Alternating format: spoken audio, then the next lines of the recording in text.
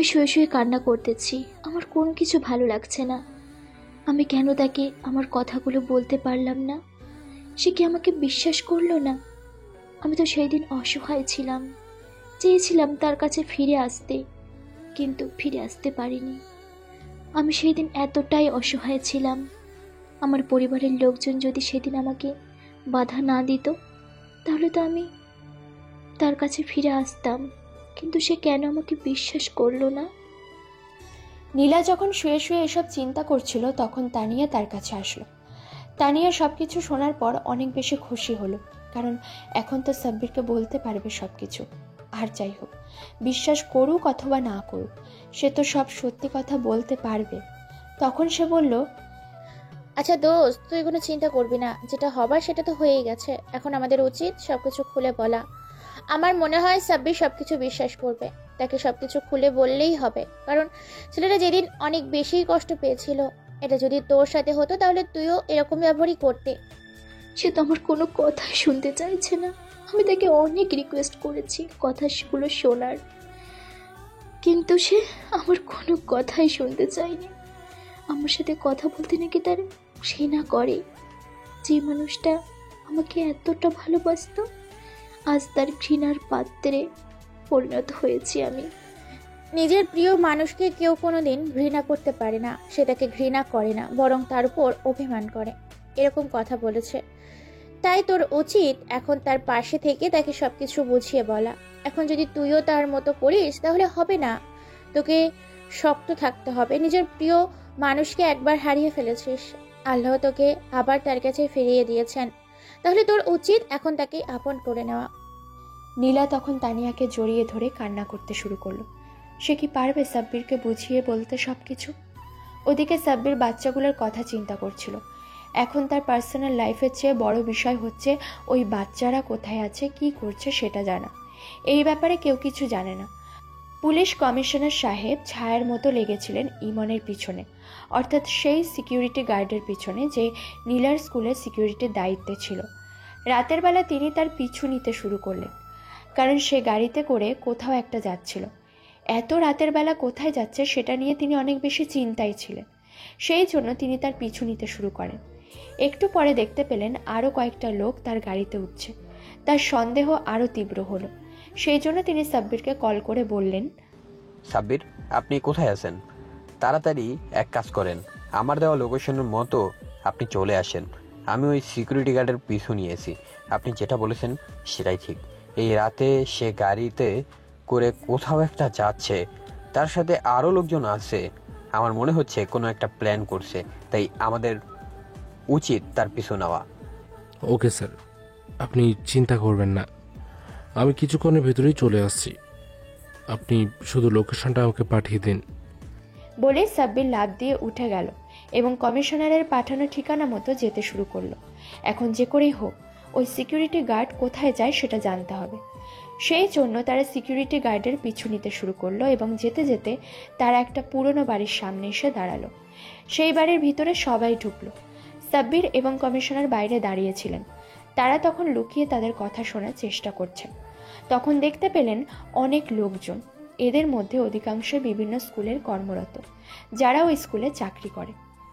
আমার সন্দেহই ঠিক হলো, ওই স্কুলগুলোর একজন একজন করে সদস্যকে তারা হাত করে নিয়েছে, যার মাধ্যমে তারা স্কুলের সিসিটিভি কন্ট্রোল করে বাচ্চাদের উধাও করে দিচ্ছিল এবং তাদের সবাইকে একসাথে ডাকা হয়েছে। আমার মনে হচ্ছে এসব কিছুর পেছনে যে আছে সে এখানে আসবে। সেই জন্য আমরা অপেক্ষা করতে শুরু করলাম। তখন দেখতে পেলাম তারা সবাই বসে আছে। হঠাৎ করে অন্ধকার হয়ে গেল চারিদিকে। আমি একটু ভয় পেয়ে গেলাম, কারণ মনে হচ্ছিল কেউ আমাদেরকে সন্দেহ করে ফেলেছে। কিন্তু দেখতে পেলাম অন্ধকারের মধ্যে একটা লোক বসে কথা বলছে। তখন লোকটা বলল, তোমাদের কাজে আমি অনেক বেশি খুশি হয়েছি। তোমাদেরকে যে টাকা দেওয়া হয়েছিল সেই টাকা আরও বাড়িয়ে দেওয়া হবে। কোনো চিন্তা করো না, এটা 2-3 দিন বাচ্চা দিয়ে হবে না। আমাদেরকে যে করেই হোক আরও বাচ্চা কিডন্যাপ করতে হবে। আমি তখন তার কথাটা শোনার পর অনেক বেশি ভয় পেয়ে গেলাম। এই লোকটা কি করতে চাইছে? এত বাচ্চা দিয়ে কি করবে কিছুই বুঝতে পারছি না। আমি তখন কমিশনার সাহেবকে লুকিয়ে আস্তে আস্তে বললাম, কমিশনার সাহেব, আমি আপনাকে একটা প্ল্যানের কথা বলেছিলাম, ওই প্ল্যানটা বাদ দিয়ে দিন। এখন আমাদেরকে যে করেই হোক এই লোকটার পরিচয় খুঁজে বের করতে হবে। আপনাকে বলেছিলাম যে অপরাধীদেরকে সহযোগিতা করার কথা, আমি সেটা বন্ধ করে দিলাম, কারণ এখন আমরা আর একটা প্ল্যান করব।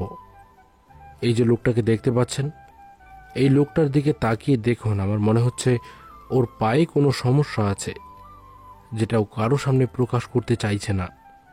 আপনি যদি একটু ভালো করে লক্ষ্য করেন তাহলে বুঝতে পারবেন ওর পায়ে একটা বিশেষ ধরনের জিনিস লাগানো আছে, যার থেকে লাইট বেরোচ্ছে। আপনি একটু গভীরভাবে লক্ষ্য করে দেখেন। আমি তো সেটাই দেখতে পাচ্ছি সাব্বির, কিন্তু এটার মাধ্যমে আমরা কিভাবে জানবো ওই লোককে আর আগে কি বলতে চাইছে? ওরা এটা শুনতে হবে। আমার মনে হচ্ছে তারা বড় কোনো একটা প্ল্যান করছে, আমাদের সবকিছু জানতে হবে। আমি খুব সতর্কতার সাথে তাদের কথাগুলো শুনছিলাম। তখন সেখানে বসে থাকা লোকজনের মধ্যে একটা লোক বলে, স্যার, আমরা তো ভালো মতোই কাজ করেছি, কিন্তু দেখেন কোনো স্কুলই অসতর্ক নয়, আর একসাথে এত বাচ্চা নিয়ে আসলে তো সমস্যা। আর আমাদের সন্দেহ করতে পারে স্কুলের লোকজনেরা, কারণ এখন তারা সিআইডি পর্যন্ত চলে গেছে। সিআইডি? কেউ আমাদের কোনো কিছুই করতে পারবে না। আমরা এমনভাবে প্ল্যান সাজিয়েছি কেউ আমাদের ব্যাপারে কোনো কিছু জানতেও পারবে না। সিআইডি কেন, অন্য কেউ আসলেও কিছু করতে পারবে না। তাই তোমরা সাবধানে কাজ করো, আর আমি যেটা বলছি সেটা শোনো। একটা দুইটা করে যদি বাচ্চা নিয়ে আসো তাহলে আমাদের প্ল্যান সফল হবে না। আমাদের অনেক বাচ্চা জোগাড় করতে হবে, অনেক। ওকে স্যার, আপনি কোনো চিন্তা করবেন না, আমরা খুব তাড়াতাড়ি জোগাড় করে ফেলবো। আপনি শুধু সময় মতো আমাদের টাকা দিয়ে দেবেন, বাকিটা আমরা দেখে নেব। লোকগুলো তখন সেখান থেকে আস্তে আস্তে বের হতে শুরু করলো, কিন্তু সাব্বির কিছু একটা সন্দেহ করেছে, যেটা সে অনেকক্ষণ ধরে লক্ষ্য করছে। সব লোক বেরিয়ে যাওয়ার পরেও তারা কিছুক্ষণ সেখানে দাঁড়িয়ে রইল সেই লোকটার অপেক্ষায়। একটু পরে দেখতে পেল সেই লোকটা বেরিয়ে যাচ্ছে, তার পায়ে এক বিশেষ যন্ত্র। কমিশনার সাহেব চাইছিলেন এখনই লোকটাকে ধরে ফেলতে, কিন্তু সাব্বির নিষেধ করলো, কারণ এখনও কোনো কিছু জানে না, হয়তো তার উপরেও কেউ একজন থাকতে পারে, তাই তাকে ধরে ফেলে বোকামিটা করা উচিত নয়। তখন সে কয়েকটা ছবি তুলে নিল সেই লোকটার পায়ে, কেননা সেই লোকটা পায়ে কোন বিশেষ যন্ত্র ব্যবহার করে সেটা জানতে হবে। এরপর তারা ফিরে আসলো।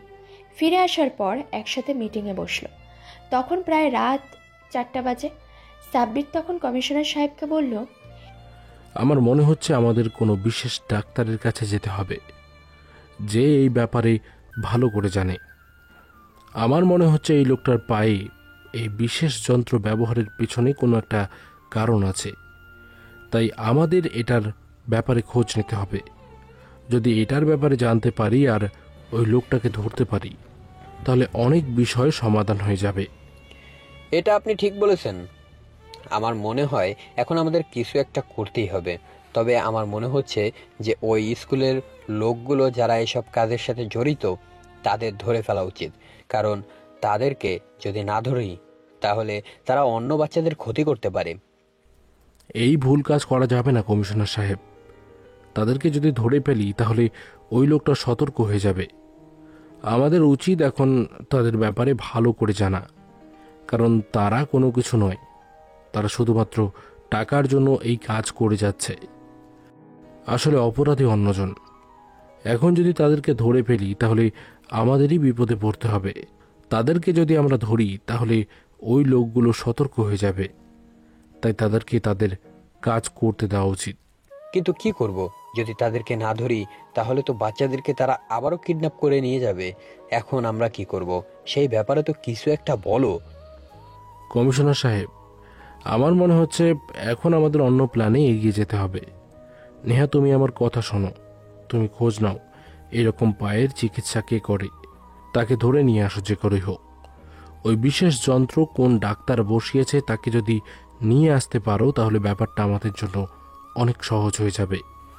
ওকে স্যার, আপনি এটা নিয়ে চিন্তা করবেন না, আমি কালকের ভিতরে খুঁজে আনছি এই যন্ত্রটা যে বসিয়েছে তাকে। আপনি কোনো চিন্তা করবেন না। এরপর নেহা খোঁজ নিতে শুরু করলো সেই যন্ত্রটার ব্যাপারে, কারা এসব যন্ত্র মানুষের পায়ে সেট করে। ওদিকে সাব্বির পরের দিন সকালে চলে গেল সে স্কুলে আবার।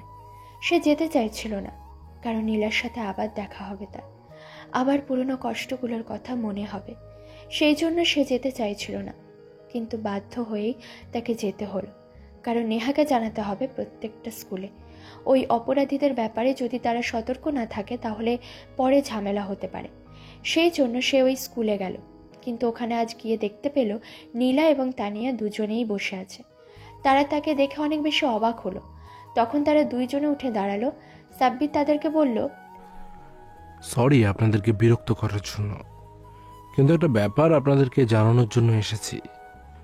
ব্যাপারটা অনেক গুরুত্বপূর্ণ। আপনাদের এই স্কুলের বাচ্চারা কারা উধাও করছে সেই ব্যাপারে আমরা একটা তদন্ত করেছিলাম। খুব গুরুত্বপূর্ণ একটা জিনিস জানতে পেরেছি, সেই জন্য আপনাদেরকে জানাতে চলে এসেছি। কথাটা শোনার পর নীলা এগিয়ে আসলো। সে জানতে চায় তার এই স্কুল থেকে কিভাবে বাচ্চারা হারিয়ে যাচ্ছে। তখন সে বলল, সাব্বির, কারা এরকম করছে? কারা এই স্কুল থেকে বাচ্চাদের ধরে নিয়ে যাচ্ছে? জি, আপনারা একটা ভুল মানুষকে বিশ্বাস করেছেন। এই স্কুলের যে সিকিউরিটি গার্ড আছে ও এই অপরাধীদের সাথে মিলে বাচ্চাদের উধাও করতে সাহায্য করছে। এরকম প্রত্যেকটা স্কুলে এক একজন মানুষ আছে যারা ওদের হয়ে কাজ করছে, আর আপনারা তাদেরকে বিশ্বাস করছেন, যার ফলে কাজ করাটা অপরাধীদের জন্য অনেক বেশি সহজ হয়ে যাচ্ছে। তুমি কার কথা বলছো? আমি কিছুই বুঝতে পারছি না। ওই লোকটা অনেকদিন থেকে আমাদের এখানে কাজ করে, সে তো বেইমানি করার কথা নয়। আমার ভীষণ রাগ হলো, কারণ তার সাথে কথা বলতে আমার ভালো লাগছিল না। সে প্রশ্ন করছিল বারবার। আমি তখন তাকে তাচ্ছিল্যে সুরে বললাম, টাকার জন্য মানুষ যে কোনো কিছু করতে পারে সেটা তো আপনি খুব ভালো করেই জানেন। টাকা মানুষকে কোন পর্যায়ে নিয়ে যেতে পারে সেটা আপনার থেকে কেউ হয়তো ভালো জানার কথা নয়। ওই লোকটাকে টাকার লোভ দেখানো হয়েছে, সেই জন্য লোকটা রাজি হয়ে গেছে ওই অপরাধীদের সাথে কাজ করতে। তাই এখন আপনাদের একটা কাজ করতে হবে। ওই লোকটাকে কিছুতেই বুঝতে দেওয়া যাবে না যে আপনারা বিষয়টা জেনে গেছেন। আপনারা শুধু তার সাথে অভিনয় করে যাবেন আর বাচ্চাদেরকে নিরাপদে রাখবেন। আমার বিশ্বাস আপনি তার সাথে খুব ভালো অভিনয় করতে পারবেন। কথাটা শোনার পর আমি কান্না করতে শুরু করলাম, কারণ সে আমাকে কষ্ট দেওয়ার জন্য কথাটা বলেছে, সেটা আমি খুব ভালো করেই জানি। সেই জন্য আমি তার দিকে এগিয়ে গেলাম, তারপর তার সামনে দাঁড়ালাম। সে বেরিয়ে যেতে চাইছিল, কিন্তু আমি দরজা বন্ধ করে দিলাম। তানিয়া আমার পাশে দাঁড়িয়ে আছে। আমি তখন তাকে বললাম, সাব্বির, আমার কথাগুলো শুনতে চাইছো না কেন? তুমি আমাকে অপরাধী ভাবছো। তুমি তো সবসময় বলতে সন্দেহ করা ভালো জিনিস নয়, সন্দেহ করলে সম্পর্ক নষ্ট হয়। তাহলে তুমি কেন সন্দেহ করছো? তুমি কি সব কিছু যাচাই করে দেখেছো? কথাটা শোনার পর আমি কি বলবো কিছুই বুঝতে পারছিলাম না। আমি তার দিকে তাকিয়েছিলাম শুধুমাত্র, কারণ আমার কিছু বলার নেই। আমি তো এই ব্যাপারে কোনো কিছু যাচাই করে দেখিনি, কিন্তু আমার মনে হচ্ছিল সব কিছু সত্য, কারণ ভিডিওটা আমি দেখেছিলাম। আমি তখন তাকে বললাম, যাচাই করার কোনো কিছুই নাই, আর আমি কাউকে সন্দেহ করিনি। যেটা বাস্তব সেটাই হয়েছে। আমার চোখের সামনে একটা ভিডিওতে যেখানে একজন হাসতে হাসতে কথাটা বলছে, এর চেয়ে বড় প্রমাণ আর কি বা হতে পারে? আমার ভীষণ অভিমান হলো তার উপর, কিন্তু তারপরেও নিজেকে শান্ত করলাম। তার সামনে গিয়ে বললাম, বাধ্য হয়ে আমি সেই দিন কাজটা করেছিলাম। বাবা সব কিছু জানতে পেরে গিয়েছিল। আমি যখন বাসা থেকে বের হয়ে আসছিলাম তোমার সাথে যাওয়ার জন্য, তখন আমার আব্বু আমাকে ধরে ফেলে। আব্বু আগে থেকে ব্যাপারটা জানতে পেরে গিয়েছিল, সেই জন্য সব কিছু সাজিয়ে রেখেছিল। আমাকে মারধর করে রুমের মধ্যে বন্দি করে রাখে। এরপর তোমাকে কুন্ডা পাঠিয়ে ধরে রাখে, যাতে আমাকে এটা দিয়ে ব্ল্যাকমেল করতে পারে। এরপর আমাকে ব্ল্যাকমেল করতে শুরু করে, যদি আমি ভিডিওটা না করি তাহলে তোমাকে মেরে ফেলবে। সেজন্য আমি বাধ্য হয়ে ওই ভিডিওটা করেছিলাম। আমি তখন তার দিকে তাকিয়েছিলাম, কোনো কিছু বলতে পারছিলাম না। তানিয়া দাঁড়িয়েছিল আমাদের দুজনের মাঝখানে। সেও কোনো কথা বলছিল না, চুপচাপ ছিল। ভীষণ কান্না করছিল নীলা। আমি চুপচাপ দাঁড়িয়েছিলাম। আমার কেন জানি মনে হচ্ছিল সে সত্য কথা বলছে। তার কান্না আমি সহ্য করতে পারছিলাম না। আমি তো এখন তাকে আর ভালোবাসি না, কিন্তু কি করব? নিজের ভালোবাসা তো বললেই ভুলে যায় না। জীবনের প্রথম প্রেম মানুষ কোনোদিনও ভুলতে পারে না। নীলা আমার দিকে তাকিয়ে কান্না করতে করতে বলল, বিশ্বাস করো সাব্বির, সেদিন আমি এসেছিলাম, কিন্তু ততক্ষণে তোমরা সেখান থেকে চলে গিয়েছো। আমাকে তারা বন্দি করে রেখেছিল, আমি আসতে পারিনি। আমার ফোনটা নিয়ে নেওয়া হয়েছিল, আমি তাই কারোর সাথে যোগাযোগ করতে পারিনি। পরে আমি আত্মহত্যার নাটক করেছি। যখন তারা আমাকে হসপিটালে নিয়ে আসে, তখন আমি হসপিটাল থেকে পালিয়ে চলে আসি। কিন্তু আসার পর জানতে পারি তুমি তোমার বন্ধু বান্ধব নিয়ে চলে এসেছো। এরপর তোমাকে অনেক খোঁজার চেষ্টা করি, কিন্তু কোথাও খুঁজে পাই না। এরপর থেকে আমি আর কোনোদিন ওই বাসায় যাইনি, আমার বান্ধবীর সাথে থেকেছি। বিশেষ না হলে তাকে জিজ্ঞেস করতে পারো। হ্যাঁ সাব্বির, নীলা যেটা বলতেছে সেটা সত্যি। সে আমার কাছে চলে এসেছিল। আমি সেদিন তাকে এতটা কষ্ট পেতে দেখেছি, সেটা আমি তোমাকে এখন বর্ণনা করে বোঝাতে পারবো না। প্রতিটা মুহূর্তে সে তোমার জন্য কান্না করত, তোমার জন্য পথ চেয়ে বসে থাকতো। এই বুঝি তুমি ফিরে আসবে তার জীবনে, কিন্তু তুমি তো হারিয়ে গিয়েছিলে। তার ব্যাপারে কোনো খবরই নাওনি। আমি এখনো কোনো কথা বলতে পারছি না। আমার চোখ দিয়ে জল গড়িয়ে পড়ছে। আমি কিভাবে এতটা নিষ্ঠুর হলাম? আমি কোনো কিছু না জেনে কিভাবে তাকে অবিশ্বাস করলাম? কেন আমি সেখান থেকে হারিয়ে চলে গেলাম? সে তো আমার কাছে চলে এসেছিল। আমি তখন তাকে বললাম, তোমার বাবা কি তোমাকে খোঁজার চেষ্টা করেনি? আমি তখনও বাবার উপর ডিপেন্ড করে বেঁচেছিলাম, কারণ তখন আমার কোনো কিছুই ছিল না। কিন্তু যখন বাইরে চলে আসি, তখন পরিবারের প্রতি ভীষণ ঘৃণা চলে আসে। আমি লুকিয়েছিলাম কয়েক মাস তানিয়ার কাছে। বাবা আমাকে খোঁজার চেষ্টা করেছে, কিন্তু আমি বাড়ি থেকে বের হইনি। আর তানিয়া যেহেতু আমার পুরনো বান্ধবী, সেহেতু বাবা ভেবেছিল ওই ভার্সিটিতে যারা আছে তারাই আমার বান্ধবী। তানিয়ার ব্যাপারে কোনো কিছু জানতো না। শেষ পর্যন্ত যখন বাবা আমাকে খুঁজে পেয়েছিল, তখন আমি উল্টে বাবার নামে মামলা করে দিই, কারণ আমি তাদের কাছে ফিরে যেতে চাইছিলাম না। আমি তখন তার দিকে শুধু তাকিয়েছিলাম। সে আমাকে ভালোবেসে এতটা কষ্ট করলো। আমি না হয় তার বাবার সামান্য আঘাত সহ্য করেছি, কিন্তু সে আমার জন্য এর চেয়ে বেশি আঘাত সহ্য করেছে প্রতিদিন। এরকম করলাম আমি কি করে? আমি তখন তার দিকে তাকিয়েছিলাম। আমার চোখ বেয়ে জল গড়িয়ে পড়ছে। তখন নীলা আবার বলল, তুমি প্লিজ আমার কথাটা বিশ্বাস করো। আমি অনেক কান্না করেছি তোমার জন্য। এরপর তানিয়াকে নিয়ে স্কুলটা গড়ে তুলি, কারণ আমি পথ শিশুদের কষ্ট দেখেছিলাম। ভেবেছিলাম আমি আর বেঁচে থাকবো না, কিন্তু ওদের জন্য বেঁচে আছি। ওই বাচ্চাদের জন্য এখনো এই পৃথিবীতে আছি, না হলে অনেক আগেই এই পৃথিবী ছেড়ে চলে যেতাম। এখন পরিবারের লোকজন তোমাকে মেনে নিয়ে আমাকে ফিরিয়ে নেওয়ার কথা বারবার বলছে, কিন্তু তুমি তো আমার জীবনে আর নেই। তুমি তো আমার জীবন থেকে হারিয়ে গিয়েছো, আর কোনোদিনও ফিরে আসবে না ভেবেছিলাম। কিন্তু হঠাৎ করে তোমাকে দেখতে পেলাম। সেদিন মনের ভিতরে একটা আশা জন্মেছিল, কিন্তু এটাও তো আর এখন নেই। একটু বিশ্বাস করো, আমি তোমাকে অনেক বেশি ভালোবাসি। আমি তোমাকে কষ্ট দিতে চাইনি। যা হয়েছে সব আমার অনিচ্ছাই হয়েছে। আমি তখন তাকে জড়িয়ে ধরে কান্না করতে শুরু করলাম। সেও চিৎকার করে কান্না করতেই শুরু করলো। তানিয়া আমাদের এই অবস্থা দেখে নিজেও কান্না করতে শুরু করেছে।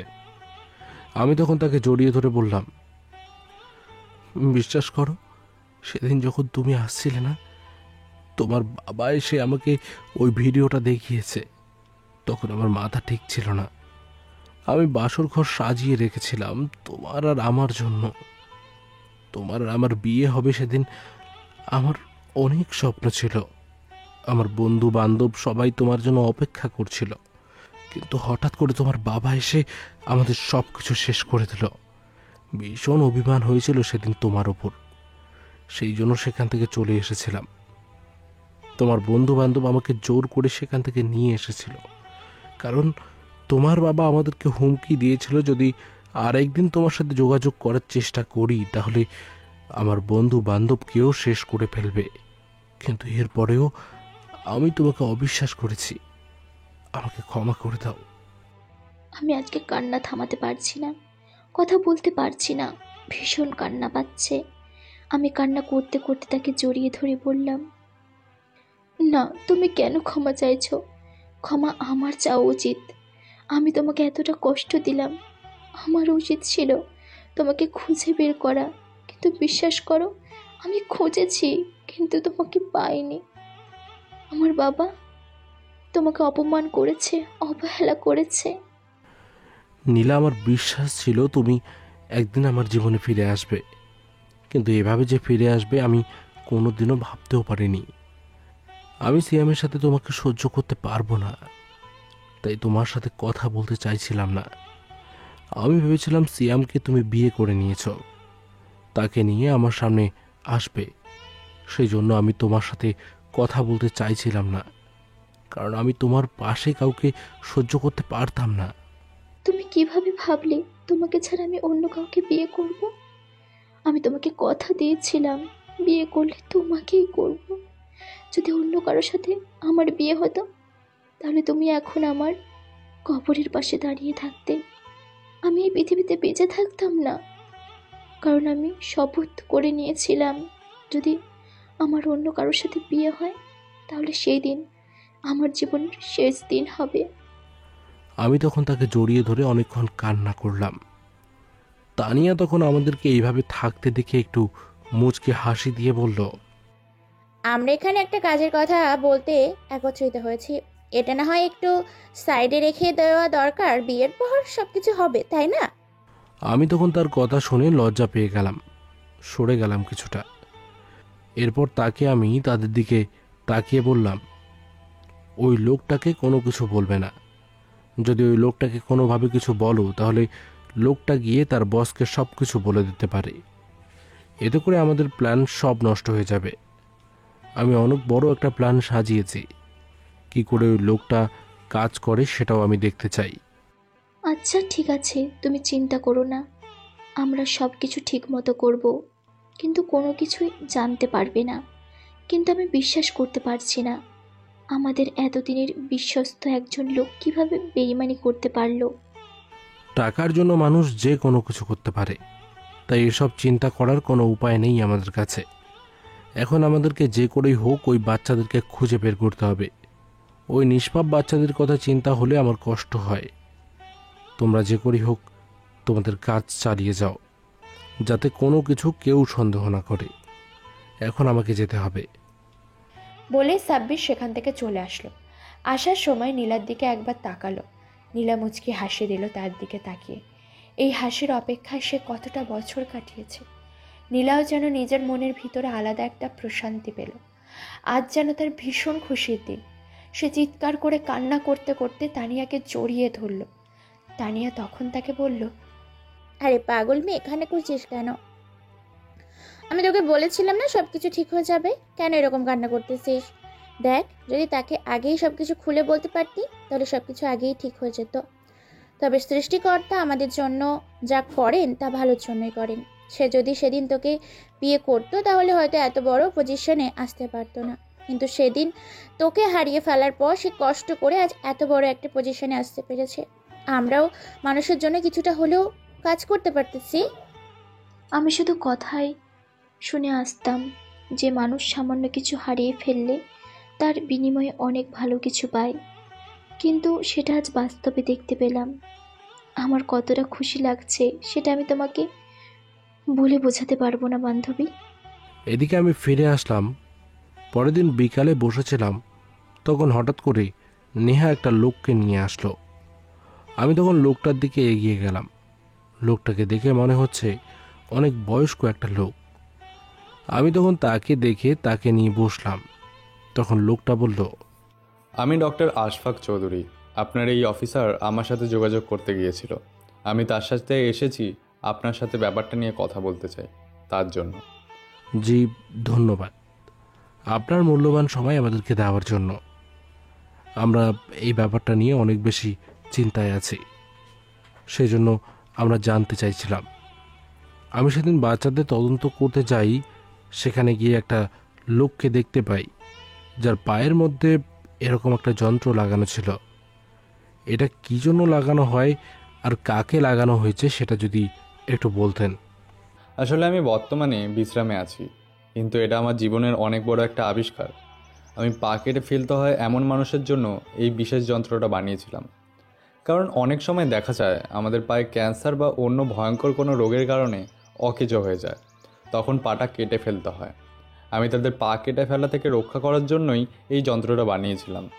তবে এটা আমি মাত্র 3 জনের পায়েই লাগাতে পেরেছিলাম, তার মধ্যে 2 জন মহিলা এবং 1 জন পুরুষ।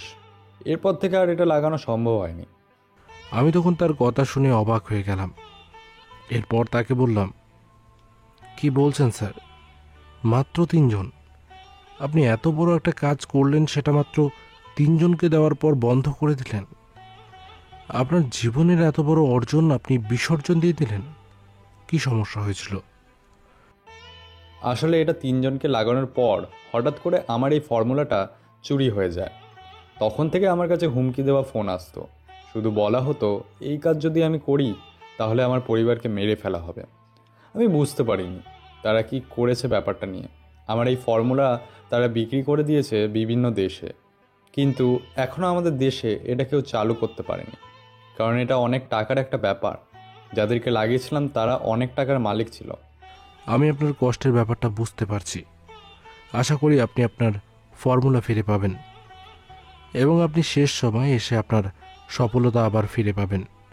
তবে সেটার জন্য আমাদেরকে একটু সহযোগিতা করতে হবে। আপনি বলেছেন এটা অনেক টাকার ব্যাপারে, তবে সেটার জন্য আমাদের একটু সহযোগিতা করতে হবে। আপনি বলেছেন এটা অনেক টাকার ব্যাপারে যদি লাগাতে হয়, আর আমি যাকে দেখেছিলাম সে একজন পুরুষ মানুষ। তার মানে আপনার ফর্মুলায় এই যন্ত্রটা মাত্র 3 জনের পায়ে লাগিয়েছিলেন, তার মধ্যে 2 জন মহিলা। তারা আমার সেই সন্দেহের তালিকায় নেই, কিন্তু ওই পুরুষ মানুষটা কে? এটা খুঁজে পেতে আপনাদের কষ্ট করতে হবে না। কারণ পুরুষ মানুষ যে, সে আমাদের মতোই একজন ডাক্তার। সে একজন সার্জারি বিশেষজ্ঞ, ডক্টর সৌরভ। সে আমার অ্যাসিস্ট্যান্ট ছিল, অনেক মেধাবী একটা ছেলে। অনেক কম বয়সেই তার পায়ে একটা ক্যান্সার ধরা পড়ে। সেটার জন্য তার পা কেটে ফেলতে হয়, কিন্তু আমি তার পা কেটে ফেলা থেকে রক্ষা করার জন্য এটা তার পায়ে লাগিয়েছিলাম। আমি তখন চিনতে পারলাম সৌরভ নামের সেই ডাক্তারকে, কারণ অনেক নাম করা একজন সার্জারি বিশেষজ্ঞ। কিন্তু ওই লোকটা কি এসব কাজ করবে? আমি তখন তাকে দেখলাম। দেখুন, অনেক বাচ্চা উধাও হয়ে যাচ্ছে, তার সাথে এই ডাক্তারের কোনো সম্পর্ক আছে? আপনি কি মনে করেন ওই লোকটা কি এসব কাজের সাথে জড়িত থাকতে পারে? দেখুন, আমি ডাক্তার মানুষ, আমি এত সব কিছু জানি না। তবে আমার মনে হচ্ছে না ওই লোকটা এসবের সাথে জড়িত থাকতে পারে, কারণ সে অনেক মেধাবী ছিল। কিন্তু একটা জিনিস তো জানেন, টাকার জন্য মানুষ যে কোনো কিছু করতে পারে। আমার সাথে কাজ করা বন্ধ করেছে প্রায় 11 বছর পার হয়ে গেছে। এখন সে কি করতেছে সেই ব্যাপারে তো আমার কোনো কিছু জানাই নেই। তবে আমার ভীষণ কষ্ট হয় যখন সে আমার কাছ থেকে সব কিছু শিখে এখন আমার প্রতি অকৃতজ্ঞ হয়ে যায়। আপনার কথার মানে আমি ঠিক বুঝতে পারলাম না, যদি একটু ক্লিয়ার করে বলতেন। দেখেন, সে একটা লম্বা সময় আমার অ্যাসিস্ট্যান্ট হিসেবে ছিল, সেই জন্য আমি তাকে অনেক বিষয় শিখিয়েছিলাম। কিন্তু সে এখন অস্বীকার করে। সে আবার সামনে বুক ফুলিয়ে ঘুরে বেড়ায়। সে নিজের যোগ্যতায় সব কিছু করেছে, কিন্তু ওই ফর্মুলাটা চুরি হওয়ার পর আমি অনেক দুর্বল হয়ে পড়ি। তখন আমার ক্যারিয়ার অনেক সফল একটা জায়গায়। আমার পরিবারের থেকে বড় আমার ক্যারিয়ার ছিল না। সেই জন্যই আমি আমার ক্যারিয়ারকে না বেছে নিয়ে আমার পরিবারকে বেছে নিয়েছিলাম। ধন্যবাদ ডাক্তার। আপনার এই কাজের ফলাফল আপনি পৃথিবীতে না পেলেও নিশ্চয়ই মৃত্যুর পর এই কাজের ফলাফল পাবেন। মানুষ ভালো কাজ করলে তার ফলাফল সে নিশ্চয়ই পায়। আপনার প্রতি সে অকৃতজ্ঞ হলেও তার রক্তের প্রতিটা কণা আপনার প্রতি কৃতজ্ঞতা প্রকাশ করবে। সে হয়তো মুখে আপনার প্রতি অকৃতজ্ঞ থাকতে পারে, কিন্তু তার শরীরের প্রত্যেকটা অঙ্গ প্রত্যঙ্গ আপনার কৃতজ্ঞতা প্রকাশ করবে। আমি আপনাদেরকে সাহায্য করতে পেরে গর্বিত। যদি আমার আর কোনো সাহায্যের প্রয়োজন হয়, নিশ্চিন্তে আমাকে ডাকতে পারেন, আমি আপনাদের সহযোগিতা করব। আমি তখন নেহাকে বললাম, নেহা, তুমি তাড়াতাড়ি যাও, ওনাকে বাসায় পৌঁছে দিয়ে আসো। ওনাকে এভাবে একা ছাড়বে না। ওকে স্যার, আমি ওনাকে বাসায় নিয়ে পৌঁছে দিচ্ছি, আপনি চলুন আমার সাথে। আমার তখন ব্যাপারটা কি সেটা ক্লিয়ার হয়ে গেল। তার মানে এখানে অন্য কোনো বিষয় লুকিয়ে আছে। কেন মুক্তিপণ দাবি করা হচ্ছে না সেই ব্যাপারটা কিছুটা বুঝতে পেরেছি। এই ডাক্তারটা কিছু একটা করছে এই বাচ্চাদেরকে নিয়ে, সেই জন্য আমাকে ডাক্তার সৌরভকে ধরতে হবে। কিন্তু তাকে এভাবে কোনো প্রমাণ ছাড়া কিভাবে ধরব? সেই জন্য আমি সিদ্ধান্ত নিলাম তাকে আইনের বাইরে গিয়ে ধরতে হবে, অন্য কোনো জায়গায় নিতে হবে, এখানে তাকে আনা যাবে না। সেই জন্য আমি কমিশনার সাহেবকে ব্যাপারটা জানালাম, তিনি আমাকে সাপোর্ট করবেন। আমি, রিমন এবং কমিশনার সাহেব বেরিয়ে পড়লাম সেই ডাক্তারের অফিস যাওয়ার উদ্দেশ্যে। সেখানে পৌঁছানোর পর আমি রোগী সেজে সেখানে ঢুকলাম। এরপর তার সামনে বসলাম। যখন দেখতে পেলাম হাসপাতালটা কিছুটা ফাঁকা হয়েছে, তখন আমরা তিনজন একসাথে ঢুকে পড়লাম তার সামনে। এরপর তাকে সেখান থেকে তুলে নিয়ে আসলাম। তুলে নিয়ে এসে বন্দি করে রাখলাম একটা আলাদা জায়গায়, কারণ এখন তার বিরুদ্ধে কোনো প্রমাণ নেই। যখন তার বিরুদ্ধে প্রমাণ পাবো তখন তাকে আইনের আওতায় নিয়ে আসতে পারবো। তখন আমি তাকে জিজ্ঞাসা করলাম, দেশের সবচাইতে বড় সার্জারি বিশেষজ্ঞ সৌরভ সাহেব আমাদের হাতে ধরা পড়েছেন, তাই না? এই কারা তোরা, আর আমার সাথে কেন মজা করতেছিস? আমাকে এভাবে তুলে নিয়ে আসার মানে কি? এখনো আমার ব্যাপারে জানতে পারেননি ডাক্তার, সেই জন্য এভাবে কথা বলতেছে। আমি সিআইডি এসিপি সাব্বির এবং আমার পাশে দেখতে পাচ্ছেন পুলিশ কমিশনার সাহেব। আমরা আপনাকে এখানে তুলে নিয়ে এসেছি আপনাকে একটু জামাই আদর করার জন্য। কথাটা শোনার পর উত্তরে সৌরভ কিছুটা ভয় পেয়ে যায়। সে বুঝতে পারে কিছু একটা হতে চলেছে তার সাথে, হয়তো তাকে তারা সন্দেহ করেছে, সেই জন্য সে কিছুটা থতমত খেয়ে যায়। এরপর বলে, আপনারা কেন আমাকে এখানে তুলে নিয়ে এসেছেন? আমার অপরাধ কি? এখানে তুলে নিয়ে আসার কারণটা কি আমি জানতে পারি?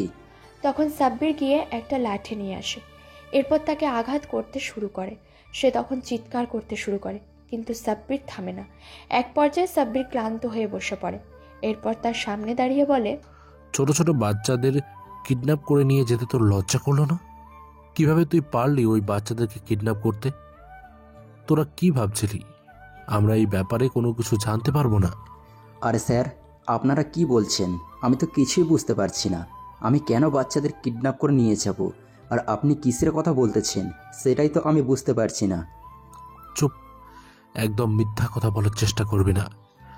আমরা সব ব্যাপার জানতে পেরে গেছি, তাই এখন যেটা বলছি সেটা শোন। সব সত্যি কথা স্বীকার করবি, নাহলে তোকে শেষ করে দেব।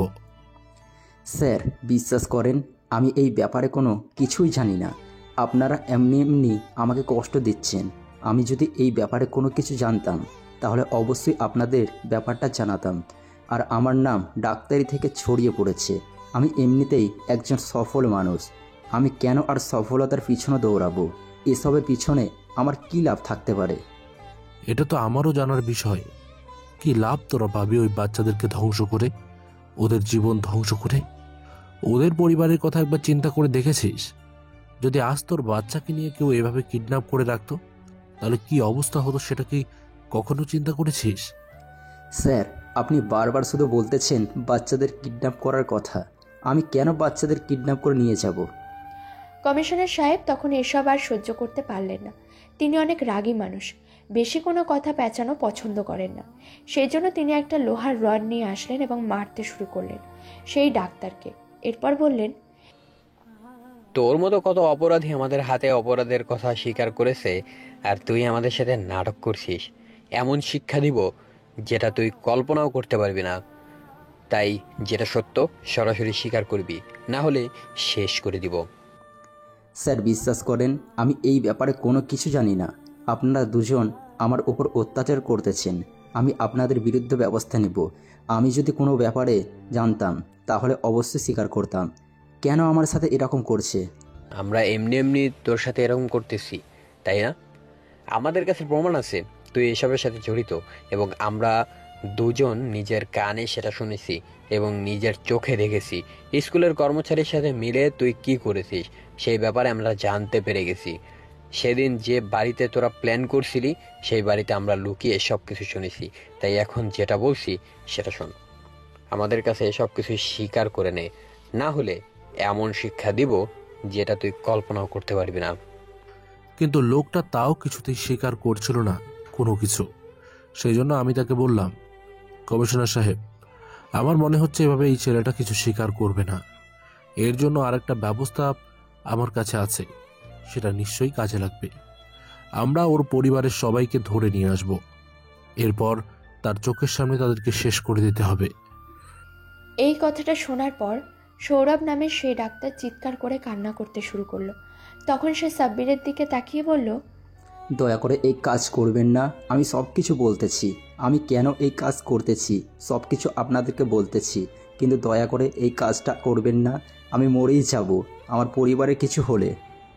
এই তো বাবা লাইনে চলে এসেছে, এখন তাড়াতাড়ি স্বীকার করো কেন এসব কাজ করেছিলে।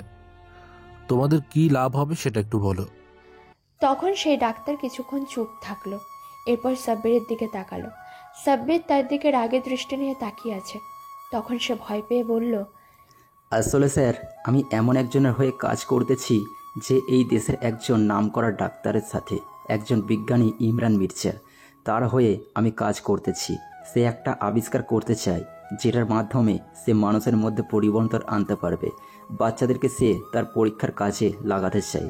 সে এমন কিছু একটা আবিষ্কার করতে চলেছে যার মাধ্যমে আমাদের সমাজ পরিবর্তন হয়ে যাবে, তার উদ্দেশ্য সফল হয়ে যাবে। তুই কি বলতেছিস? আমি তো কিছুই বুঝতে পারছি না। আর ইমরান সাহেবের কথা বলতেছিস কেন? উনি তো খুব ভালো জ্ঞানী একজন মানুষ। বিশ্বাস করেন, আমি মিথ্যা কথা বলতেছি না। উনি এমন একটা আবিষ্কার করতে চাচ্ছেন যার মাধ্যমে পুরো পৃথিবীর মানুষ তাকে জেনে যাবে, পুরো পৃথিবীর মানুষ তাকে সম্মান করবে। তিনি পাগল হয়ে গেছেন। আমি বারবার তাকে নিষেধ করেছি এই কাজ না করতে, কিন্তু আমাকে বাধ্য করতেছেন এই কাজ করার জন্য। কমিশনার সাহেব তখন আমার দিকে তাকালেন। আমি তখন কমিশনার সাহেবের দিকে তাকিয়ে বললাম, কমিশনার সাহেব, এই লোকটা কি বলতেছে? আমি কিছুই বুঝতে পারছি না। আপনি তাকে একটু জিজ্ঞাসা করুন তো কি হয়েছে ব্যাপারটা। আমি তো এটা চিন্তা করছি সাব্বির সাহেব, আপনি ভাবতে পারেন ও কার বিরুদ্ধে অভিযোগ করতেছে? এই দেশের একজন নামকরা বিজ্ঞানী, যিনি বিভিন্ন সময় আমাদের দেশের জন্য অনেক গৌরব বয়ে নিয়ে এসেছে। তার বিরুদ্ধে আমরা কিছু করতে গেলে প্রমাণের প্রয়োজন, কিন্তু এই লোকটা কি প্রমাণ দিতে পারবে? স্যার, বিশ্বাস করেন, আমি কাউকে ফাঁসানোর জন্য এরকম বলছি না। আমি সত্য কথা বলতেছি। আপনারা আমাকে বলতেছেন সত্য কথা বলার জন্য, সেই জন্য আমি সত্য কথা বলতেছি। আমি এসবের কোনো কিছু জানি না। ওই বিজ্ঞানী নিজের একটা আবিষ্কার করবে, সেই আবিষ্কারের কারণে তারা বাচ্চাদেরকে ধরে নিয়ে যাচ্ছে, সবাইকে বন্দি রেখেছে। তাদেরকে অনেক দিন থেকে খাবার দেওয়া হচ্ছে না, কারণ সে এমন আবিষ্কার করবে যেটার মাধ্যমে মানুষের সব কিছু পরিবর্তন হয়ে যাবে। তার আবিষ্কারের মাধ্যমে মানুষগুলো অলৌকিক শক্তি পেয়ে যাবে, যেটা সাধারণ কোনো মানুষের মধ্যে থাকে না। আমি তখন এই কথা শোনার পর বুঝতে পারলাম বাচ্চাদের জীবন বিপদের মধ্যে আছে। সেই জন্য আমি তাকে বললাম, কি বলছো, কিছু বুঝতে পারছো? তুমি কি পারবে ইমরান সাহেবের বিরুদ্ধে এটা প্রমাণ করতে? আর ওনার আস্তানা কোথায় সেটার কথা বলো। আমরা সেখানে যেতে চাই, ওই বাচ্চাদেরকে উদ্ধার করতে চাই। আগে ওই বাচ্চাদের জীবন বাঁচাতে হবে। স্যার, আপনারা ভাবতেছেন ইমরান সাহেবকে পেয়ে যাবেন এত তাড়াতাড়ি? না, তার আস্তানায় যেতে পারবেন, কিন্তু আস্তানায় যাওয়ার পর আপনাদেরকে মৃত্যুর মুখে পড়তে হবে, কারণ সে এমন একটা কেমিক্যাল আবিষ্কার করে রেখেছে। সেখানে কেউ যদি তার সাথে বেইমানি করতে চায় তাহলে ওই গ্যাস ছেড়ে দিলে মুহূর্তের মধ্যেই মানুষ মারা যাবে। মানুষের মস্তিষ্ক নষ্ট হয়ে যাবে ওই গ্যাসের কারণে।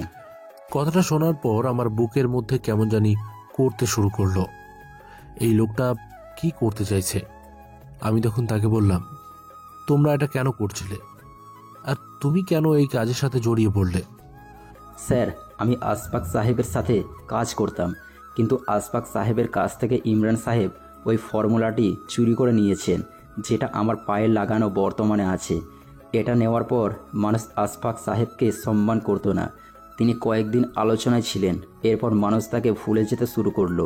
কিন্তু আমি যদি ওনার সাথে থাকতাম তাহলে মানুষ আমাকে চিনতো না। আমার কেরিয়ার নষ্ট হয়েছে, তো সেই জন্য আমি ইমরান সাহেবের সাথে কাজ করতে শুরু করি। কারণ বিভিন্ন সময় ইমরান সাহেবকে মানুষ সম্মান করত তার বিভিন্ন কাজে, এতে করে ওনার সহযোগী হিসাবে আমারও নাম হয়ে যায়। সেই জন্য আমি তার সাথে কাজ করতে শুরু করি। আমি বুঝতে পেরেছি ব্যাপারটা, কিন্তু এখন যে করেই হোক আমাদেরকে কিছু একটা করতে হবে বাচ্চাদেরকে বাঁচানোর জন্য। তুমি এক কাজ করো, তাড়াতাড়ি কল করো ইমরান সাহেবের কাছে। কল করে বলো যে তুমি তার সাথে দেখা করতে চাও। আমরা সবাই মিলে ওখানে যাব। যে করেই হোক ওই বাচ্চাদেরকে আগে উদ্ধার করতে হবে। সম্ভব নয় স্যার, আমি ওনাকে কল করতে পারবো না। কারণ তাকে যে কোনো সময় কল করলে রেগে যায়। সে যখন কল করবে তখন আমরা রিসিভ করব, কিন্তু তাকে কল করা চায় না। তার ইচ্ছা হলে সে কল করবে, অথবা আমাদেরকে কাজ দেওয়া আছে, আমরা সেই কাজ করতে থাকব। যখন কাজ কমপ্লিট হয়ে যায় তখন সে আমাদের কল করে জানিয়ে দেয় বাকি কাজ। আমি তখন বুঝতে পারলাম ব্যাপারটা। তখন তাকে বন্দি করে রেখে আমি এবং কমিশনার সাহেব বেরিয়ে পড়লাম। এরপর আমাদের অফিসে চলে আসলাম আমি। তখন কমিশনার সাহেবকে বললাম, কমিশনার সাহেব, আমাদেরকে যে করেই হোক ওই গ্যাসের বিরুদ্ধে কিছু একটা করতে হবে। ওই গ্যাস যাতে কোনো ক্ষতি করতে না পারে আমাদের সেই ব্যবস্থা করতে হবে। কারণ আমাদের এত অফিসার সবাই যদি একসাথে মারা যায় তাহলে ওই বাচ্চারাও মারা যাবে, আমরাও মারা যাব। আমরা তার কিছুই করতে পারবো না। সেই জন্য আগে আপনি একটা ব্যবস্থা করুন। কেউ যদি পারে সেই গ্যাসের প্রতিষেধক বানাতে তার সাথে যোগাযোগ করুন। এর ভেতর আমি দেখছি কিভাবে তার আস্তানা পর্যন্ত পৌঁছানো যায়। ওকে, আপনি কোনো চিন্তা করবেন না, আমি দেখতেছি কিভাবে ওই গ্যাসের অ্যান্টিডোট বানানো যায়। এর ভেতর আপনি চেষ্টা করেন ওর আস্তানা পর্যন্ত পৌঁছানোর, বাকিটা আমি দেখে নিচ্ছি। তবে এর জন্য রিপনকে আমার সাথে দিতে হবে। আমি এবং রিপন দুজনে খুঁজলে আশা করি খুব তাড়াতাড়ি পেয়ে যাব। ওকে, আপনারা রিমনকে নিয়ে যান। আর নেহা, তুমি আমার সাথে চলো। আমরা খুঁজতে শুরু করলাম ওই গ্যাসের সম্পর্কে কিছু জানতে পারি কিনা। এদিকে কয়েকজন অফিসারকে পাঠিয়ে দিয়েছি যাতে তারা সৌরভকে এখানে নিয়ে আসে। কারণ সৌরভ নিজের দোষ স্বীকার করে নিয়েছে, এখন তাকে গ্রেপ্তার করাই যায়। সেজন্য তারা সৌরভকে নিয়ে আসলো। যখন সৌরভকে নিয়ে আসলো তখন তাকে বেঁধে রাখা হয়েছে। হঠাৎ করে তার ফোনে কল আসলো। সৌরভ তখন আমার দিকে তাকিয়ে বলল, স্যার, ইমরান সাহেব কল করেছে, তাড়াতাড়ি আসুন। কথাটা শোনার পর আমি দৌড়ে গেলাম, গিয়ে তার পাশে দাঁড়ালাম। তখন সে কল রিসিভ করলো। ওপাশ থেকে একটা গম্ভীর কণ্ঠ ভেসে আসলো। আমি তখন এটা শোনার পর থমকে গেলাম। লোকটা তখন বলল, সৌরভ, আমাদেরকে এখন অনেক বড় একটা কাজ করতে হবে। তোমরা আশা করি আমার প্ল্যানটা বুঝতে গেছো। এখন আর এভাবে চললে হবে না। আমি একটা প্ল্যান করেছি। তোমরা এক কাজ করো, 18 তারিখে আইডিয়াল স্কুল থেকে শিক্ষা সফরের জন্য বের হবে। সেদিন তোমরা একটা কাজ করবে, ওই গাড়িটি হাইজ্যাক করে পুরো গাড়িতে যত বাচ্চারা থাকবে সবাইকে নিয়ে আমার কাছে চলে আসবে। কথাটা শোনার পর আমার বুক কাঁপতে শুরু করে। কারণ আইডিয়াল স্কুল হচ্ছে নীলা যেটা পরিচালনা করে সেই স্কুল। আমি তখন তাকে ইশারায় বললাম কথা চালিয়ে যাওয়ার জন্য। তখন সৌরভ বলল, ওকে স্যার, আপনি কোনো চিন্তা করবেন না, আমি দেখতেছি কি করা যায়। 18 তারিখ আমি আমার কাজটা করে ফেলবো, কিন্তু আপনাদের সাথে এর আগে একটু দেখা করতে চাইছিলাম। কেন? আমার সাথে দেখা করে কি হবে? এখন আমি আমার গবেষণা নিয়ে অনেক বেশি ব্যস্ত আছি। এখন আমার সাথে দেখা করা যাবে না। তুমি তাড়াতাড়ি কাজ করো, 18 তারিখের ভিতরে ওই বাচ্চাদেরকে নিয়ে আসো। আর আমি এদিকে বাচ্চাগুলোকে দেখে রাখতেছি। এরা তো মরে যাবে যদি বেশি দিন এভাবে আটকে রাখি। আচ্ছা স্যার, আপনি কোনো চিন্তা করবেন না, আমি 18 তারিখ পুরো বাসটা হাইজ্যাক করে আপনার কাছে নিয়ে আসব। আপনি নিশ্চিন্তে থাকতে পারেন। তখন সে ফোন রেখে দিল। আমি মাটিতে বসে পড়লাম। এখন কিভাবে ওই বাচ্চাদেরকে বাঁচাবো? যদিও একবার জানতে পারে আমরা সৌরভকে কিডন্যাপ করে রেখেছি তাহলে ওই বাচ্চাদেরকে মেরে ফেলবে। ওখানে 20-25টা বাচ্চা আছে, সবার জীবন হুমকির মুখে। আরিফ সাহেব প্রতিদিন কল করে কান্না করেন, মানুষটার অবস্থা একদম খারাপ হয়ে গেছে। আমি তখন তাড়াতাড়ি নেহাকে নিয়ে চলে গেলাম নীলার স্কুলে।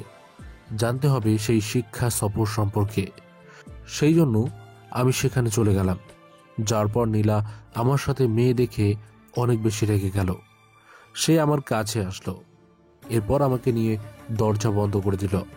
এরপর বলল, জানো না আমি তোমার পাশে কাউকে সহ্য করতে পারি না, এরপরেও তুমি কেন একটা মেয়ের সাথে ঘুরতেছ? নীলা শোনো, আমি এমনি এমনি এখানে আসিনি। আমি খুব গুরুত্বপূর্ণ একটা ব্যাপারে কথা বলতে এসেছি। এখন এসব কথা বলার সময় নেই। আমাদের পার্সোনাল ব্যাপার নিয়ে পরে কথা বলবো। এখন শোনো, অনেক বড় একটা সমস্যা হয়ে গেছে। কিসের সমস্যা? তোমার পাশে অন্য মেয়ে থেকে বড় সমস্যা আর কি হতে পারে? আমি তোমার পাশে কাউকে সহ্য করব না। তুমি ওই মেয়েটার সাথে কেন ঘুরবে বলো? নীলা, এবার কিন্তু আমার রাগ উঠে যাচ্ছে। তোমাকে একটা কথা বলছি, সেটা কি বুঝতে পারছো না? আমি তোমার কাছে খুব গুরুত্বপূর্ণ একটা ব্যাপারে কথা বলতে এসেছি। 18 তারিখ নাকি তোমার স্কুলের সব বাচ্চাদেরকে নিয়ে তুমি শিক্ষা সফরে যাওয়ার সিদ্ধান্ত নিয়েছো। আমি তখন অবাক হয়ে গেলাম তার কথা শুনে। তাকে তো এই ব্যাপারে কোনো কিছুই বলিনি। সে কিভাবে এই কথাটা জানতে পারলো? সেজন্যই আমি তাকে বললাম, হ্যাঁ, প্রতি বছর তো আমরা এই তারিখে শিক্ষা সফরে যাই। কেন, কি হয়েছে? যারা বাচ্চাদেরকে উধাও করতেছে তারা প্ল্যান করেছে তোমাদের পুরো বাসটাকেই হাইজ্যাক করে নেবে। এরপর যত বাচ্চা আছে সবাইকে কিডন্যাপ করে নিয়ে যাবে।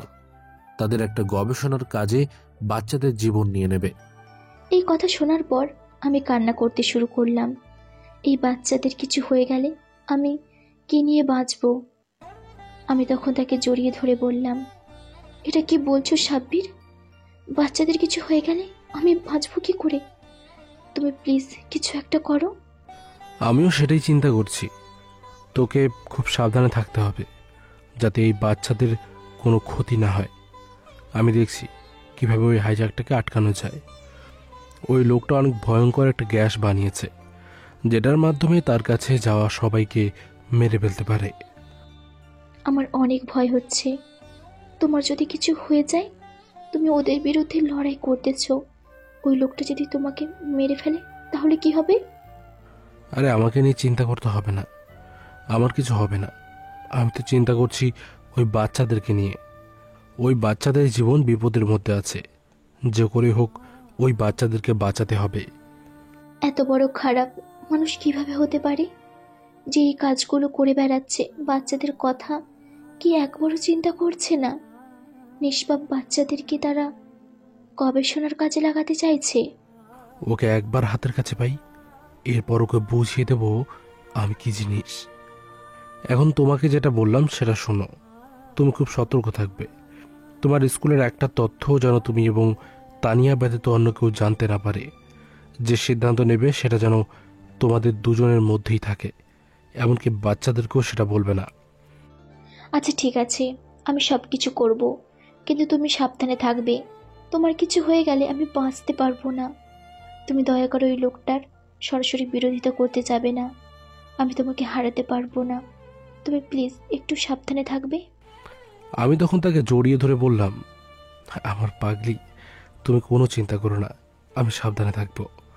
তুমি সাবধানে থাকবে। তোমাকে নিয়েও আমার অনেক বেশি চিন্তা। আমিও তোমাকে হারাতে পারবো না। অনেক ভালোবাসি তোমাকে। এরপর সাব্বির সেখান থেকে চলে আসে। ওইদিকে কমিশনার এবং রিমন তন্ন তন্ন করে খুঁজতে শুরু করে এবং শেষ পর্যন্ত একজন বিজ্ঞানীর সাথে দেখা করে এই ব্যাপারটা নিয়ে কথা বলে। তখন তিনি সহযোগিতা করেন। তিনি একটা কেমিক্যাল বানিয়ে দেন যার মাধ্যমে ওই গ্যাসের প্রভাব কেটে যাবে। তখন তারা ফিরে আসে। ফিরে আসার পর পুলিশ ডিপার্টমেন্টের অনেক সদস্যরা আসে, সাথে করে সেনাবাহিনীর কর্মকর্তারাও চলে আসেন। সবাইকে নিয়ে বড় একটা মিটিং ডাকা হয়, কারণ ওই গ্যাংটাকে ধরা কোনো সাধারণ ব্যাপার নয়। ওখানে যদি বড় কেউ হতো তাহলে ব্যাপারটা অন্যরকম ছিল, কিন্তু নিষ্পাপ বাচ্চাদের জীবন এখানে জড়িত। লোকটা হয়তো বাচ্চাদের কোনো ভয়ঙ্কর জায়গায় রেখেছে। যে লোকটা এরকম কাজ করতে পারে, বাচ্চাদের খুন করা কোনো ব্যাপারই নয় তার কাছে। সেই জন্য সবাই অনেক বেশি ভয়ের মধ্যে ছিল। তখন সেনাবাহিনীর প্রধান বললেন, সাব্বির সাহেব, আপনার বুদ্ধিতেই আমরা এতদূর আসতে পেরেছি। আপনার বুদ্ধিতেই তার সম্পর্কে জানতে পেরেছি। এখন আমরা আপনার সিদ্ধান্তের দিকে তাকিয়ে আছি। আপনি যেটা বলবেন সেটাই হবে। হ্যাঁ সাব্বির সাহেব, এইসব বিষয়ে আমরা আপনার সিদ্ধান্ত মেনে নিব। আপনি বলেন আমাদেরকে কি করতে হবে। আমরা আমাদের জীবন দিয়ে দিব, কিন্তু এই বাচ্চাদেরকে আমার উদ্ধার করতে হবে। আপনি বলেন আমাদেরকে কি করতে হবে। আমরা একটা প্ল্যানে এগিয়ে যেতে চাই। সবাই মিলে যদি একসাথে কাজটা করি তাহলে কেউ আমাদেরকে আটকে রাখতে পারবে না। দেখেন, আমি কিভাবে বলবো, আমাকে একটু চিন্তা করতে হবে। তবে আমি যেটা বলছি সেটা একটু মনোযোগ দিয়ে শুনুন। আমার মনে হয় সে বাচ্চাদেরকে কোনো ভয়ঙ্কর জায়গায় রেখেছে। আমরা যদি এভাবে তার উপর আক্রমণ করি তাহলে সে বাচ্চাগুলোর ক্ষতি করে দিতে পারে। তাকে হয়তো আমরা ধরতে পারবো, কিন্তু এতে করে অনেক বাচ্চাদের প্রাণ যাবে, যারা আমাদের এই সমাজের ভবিষ্যৎ। তাই তাদেরকে বাঁচাতে হলে আমাদেরকে একটু সাবধানে চলাফেরা করতে হবে। আমি আগেই চাইলে অনেক অপরাধীকে ধরতে পারতাম, কিন্তু তাদেরকে ছেড়ে দিয়েছে শুধুমাত্র ওই বাচ্চাদের কথা চিন্তা করে। তাই আমি চাইছি না কোনো সামান্য ভুলের কারণে বাচ্চারা কোনো বিপদের মধ্যে পড়ুক। আমাদেরকে একটু সাবধানে এগিয়ে যেতে হবে। এটা আপনি ঠিক বলেছেন। আমি আমার সেনাবাহিনী ফোর্স নিয়ে রেডি আছি। আপনি বলেন আমাদেরকে কি করতে হবে। আমরা দরকার হয় ওই পুরো আস্তানাটা উড়িয়ে দেব। আপনাদের এই সহযোগিতা আমাদের খুব প্রয়োজন। দেখেন, আমরা ওই গ্যাসের বিপরীতে আরেকটা গ্যাস বানিয়েছি, কিন্তু আমরা তো জানি না ওই বাচ্চাদেরকে কোথায় রাখা হয়েছে। তাই আমাদেরকে এমনভাবে যেতে হবে যাতে কেউ সন্দেহ করতে না পারে।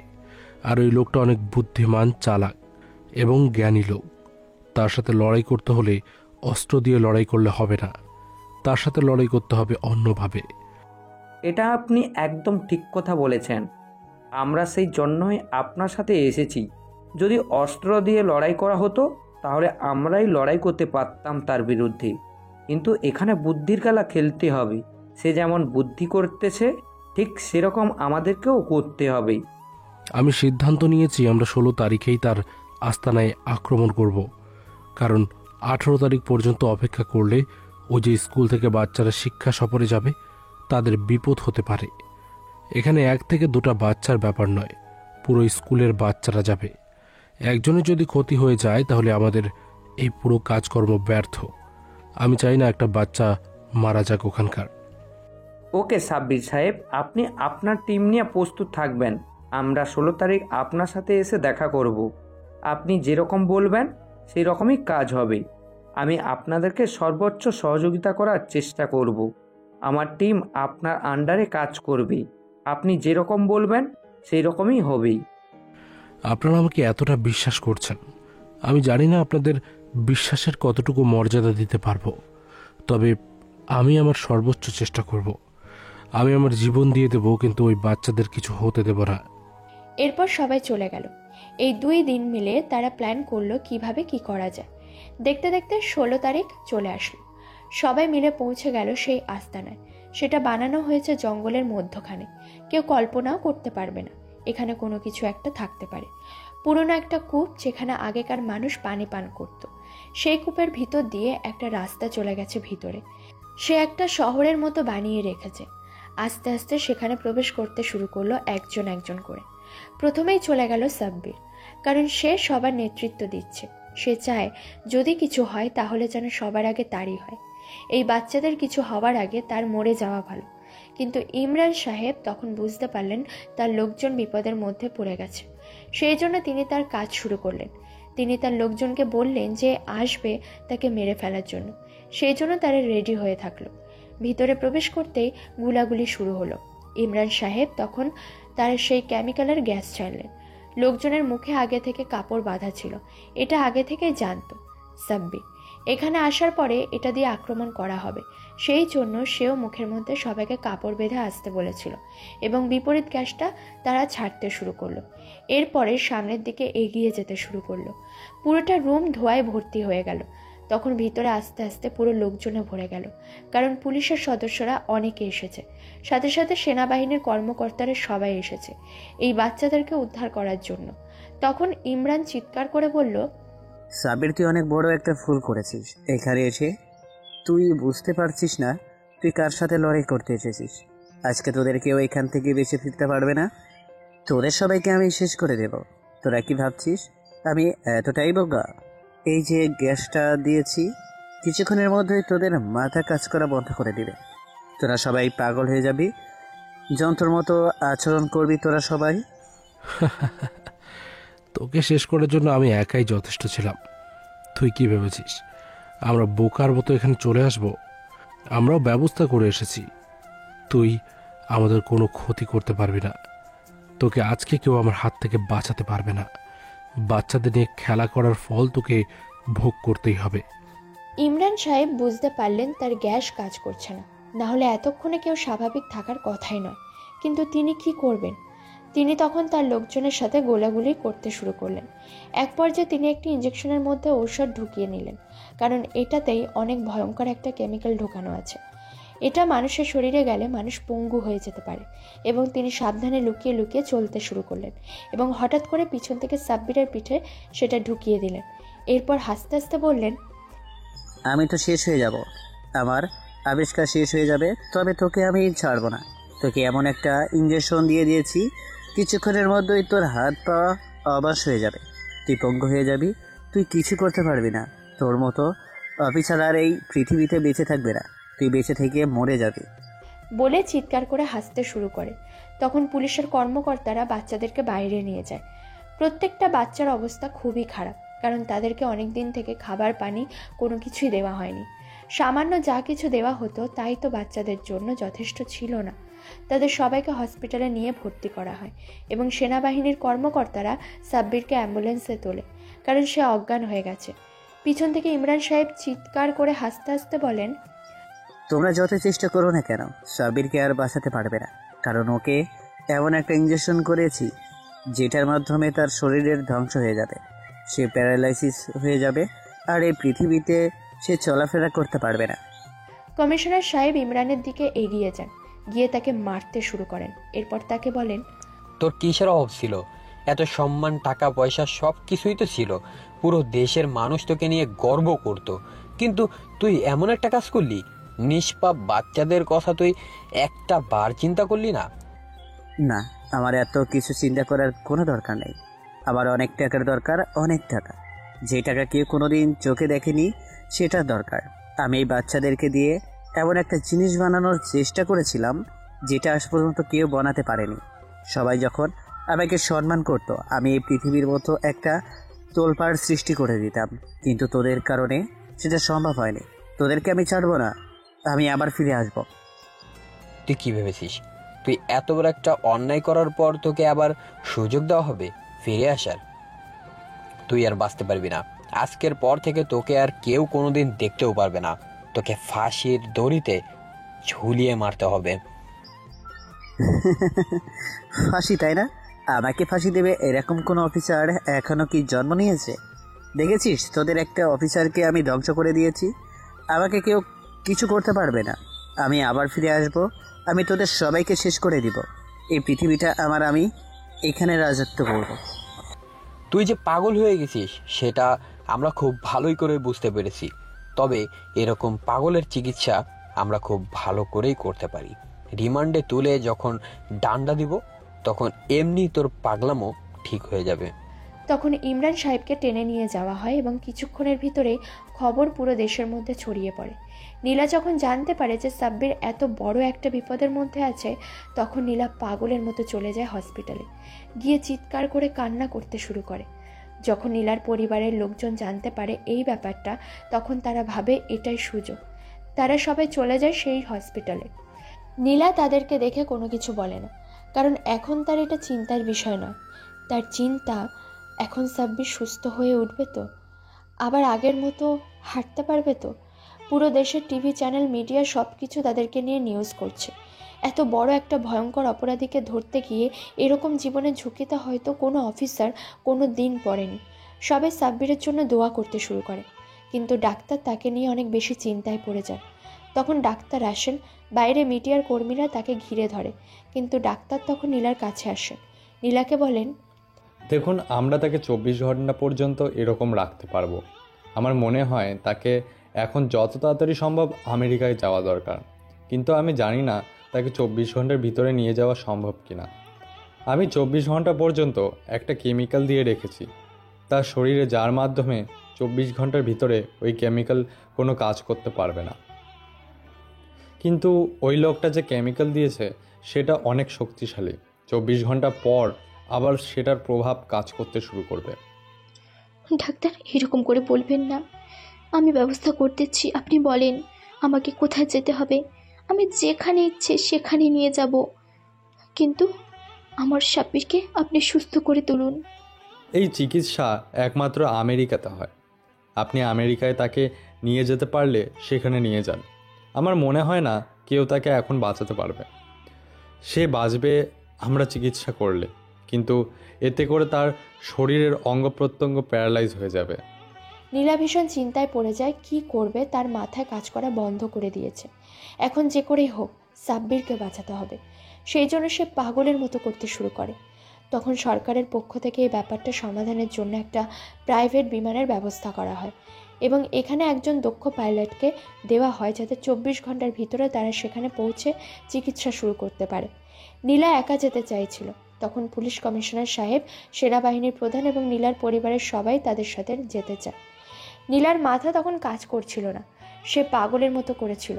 সেই জন্য সে কোনো কিছু চিন্তা না করে তাদেরকে নিয়ে বেরিয়ে পড়ল এবং প্রায় 3 ঘন্টা যখন বাকি ছিল তখন গিয়ে পৌঁছায় সেই হসপিটালে। সেখানে যাবার পর থেকে শুরু হয় চিকিৎসা।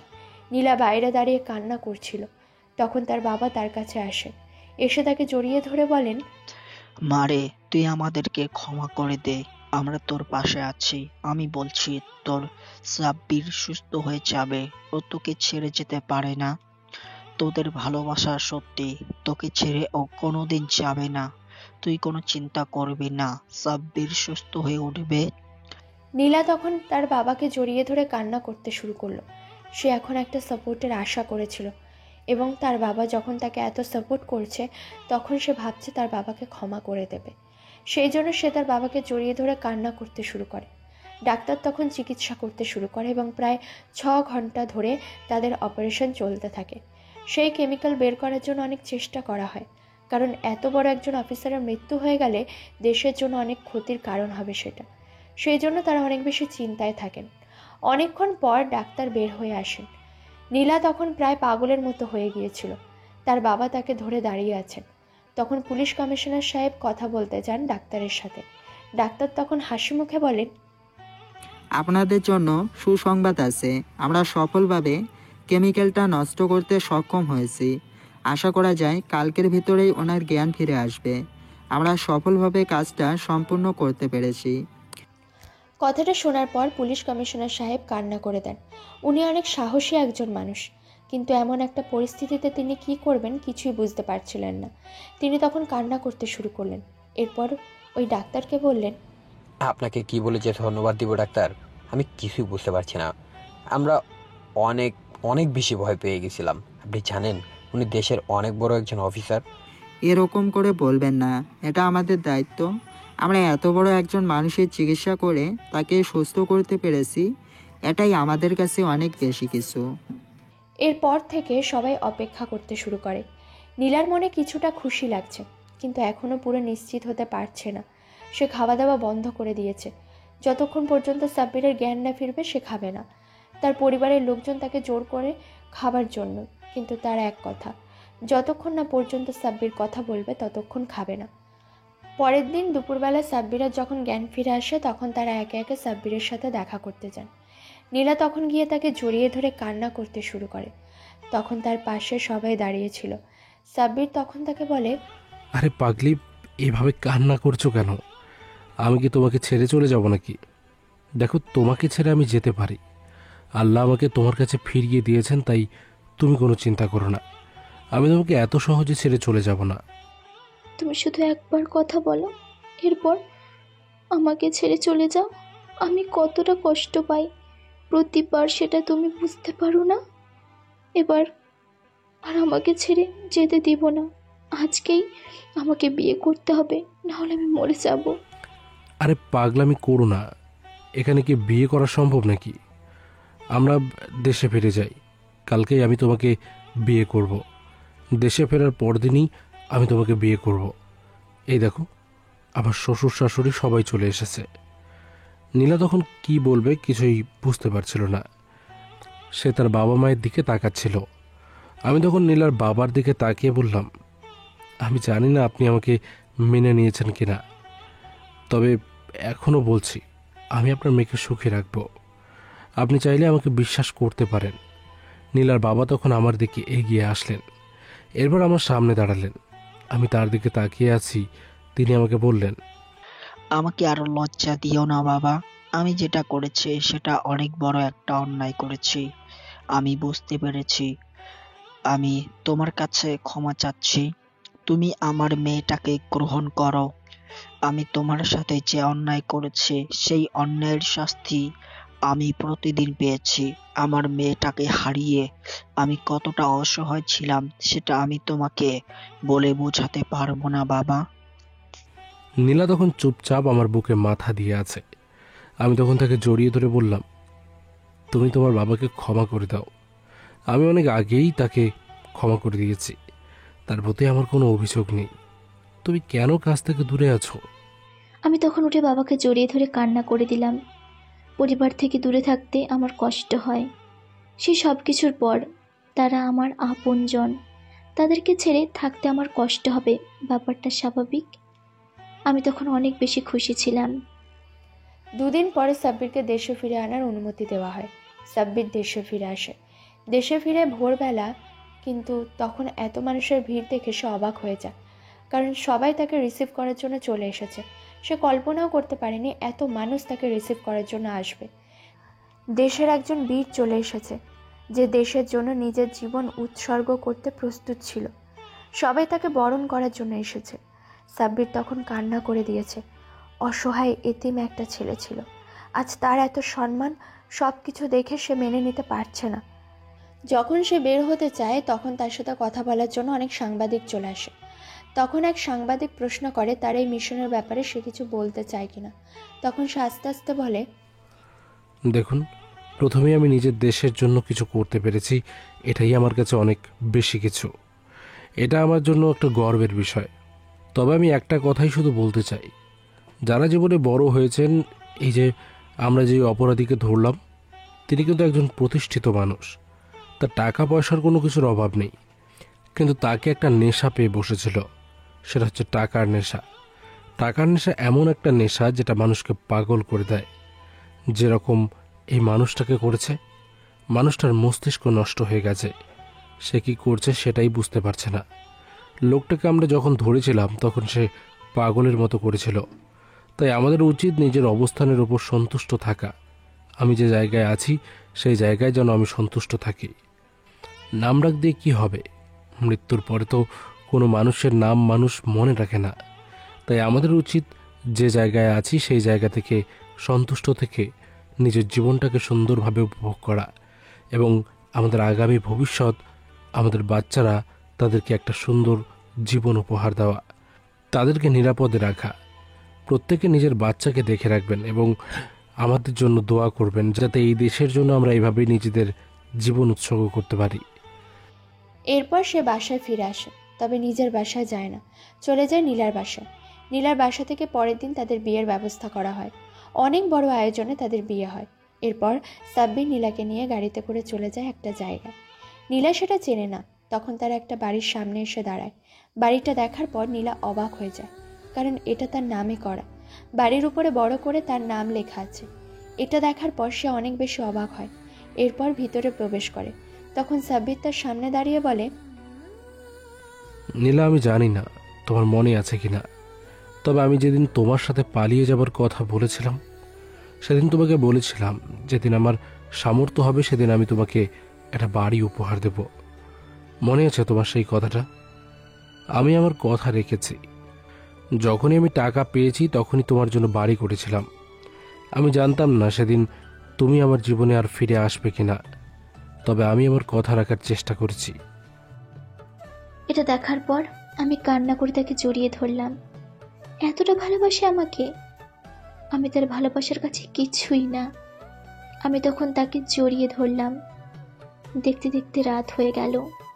রাতে সে বাসর ঘরে প্রবেশ করলো। আমি তার প্রবেশের অপেক্ষায় ছিলাম। সে আসতেই আমি তাকে জড়িয়ে ধরলাম।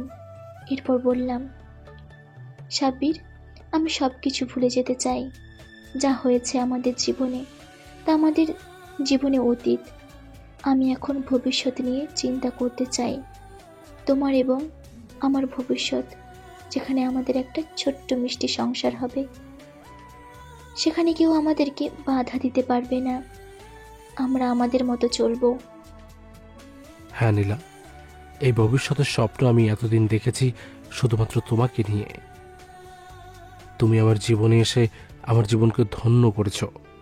আমি তোমাকে নিয়ে হারিয়ে যেতে চাই নতুন এক রাজত্বে, যেখানে শুধু তোমার আর আমার রাজত্ব চলবে।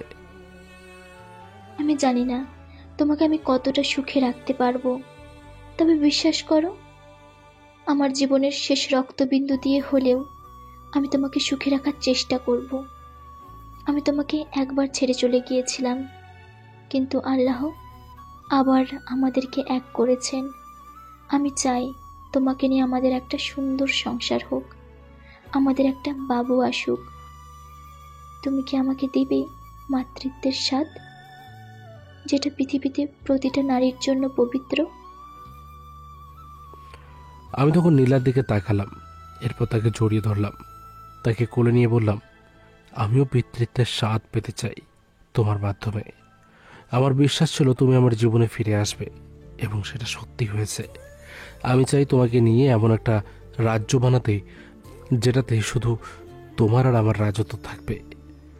সেখানে কেউ থাকবে না, শুধু আমি আর তুমি থাকবো। যে পবিত্র স্পর্শের অপেক্ষায় আমি ছিলাম, সেটা আজ আমি পেয়ে গেছি। আমি আর তোমাকে হারাতে চাই না। এভাবেই তোমাকে জড়িয়ে ধরে আগামীর পথে পাড়ি দিতে চাই। তোমার পথ চলার প্রতিটা মুহূর্তে আমি তোমার সঙ্গী হয়ে থাকব, কথা দিচ্ছি। কোনোদিন তোমাকে অবিশ্বাস করব না, যে সন্দেহের কারণে আমরা এতদিন একে অপরের থেকে দূরে থেকেছি। সেই সন্দেহ আর করতে চাই না একে অপরকে। এখন থেকে আমাদের জীবন হবে সুখের। এখন থেকে আমাদের জীবনে আর সন্দেহ থাকবে না। এরপর আমি আমার নীলাকে নিয়ে হারিয়ে গেলাম ভালোবাসার নতুন এক সাম্রাজ্যতে, যেখানে আমাদের প্রতিটা স্পর্শ পবিত্র। এখন আর আমরা একে অপরের থেকে দূরে নই, এখন আমরা একে অপরের আত্মার সঙ্গী। সে আমার অর্ধাঙ্গিনী, আমার প্রতিটা নিঃশ্বাস জুড়ে সে আছে। আমরা পবিত্র বন্ধনে আবদ্ধ হলাম। আমাদের সমাজে প্রতিটা জায়গায় কিছু মানুষ ছড়িয়ে রয়েছে যারা প্রচণ্ড মেধাবী, যাদের মেধা আছে, কিন্তু তারা সেটাকে খারাপ পথে কাজে লাগায়। আমাদের মেধা শক্তি, যেটা সৃষ্টিকর্তা দেওয়া একটা বিশেষ উপহার, সেটাকে যদি আমরা ভালো কাজে লাগাই, তাহলে সেটা দিয়ে আমাদের দেশে, আমাদের জাতির অনেক উপকার হবে। কিন্তু আমরা সেটাকে অনেকেই খারাপ কাজে ব্যবহার করি। আমাদের উচিত সেটাকে ভালো কাজে লাগানো, জাতির জন্য কিছু একটা করা। আশা করি সবাই নিজের দেশের জন্য কল্যাণ বয়ে নিয়ে আসবেন নিজের কাজের মাধ্যমে। এই প্রত্যাশা রেখে আজকের গল্প এখানেই শেষ করছি। গল্পটা কেমন লাগলো জানাতে কিন্তু ভুলবেন না। আজ এই পর্যন্তই, দেখা হবে পরবর্তী কোনো গল্পতে। সেই পর্যন্ত সবাই ভালো থাকবেন এবং সুস্থ থাকবেন। ধন্যবাদ।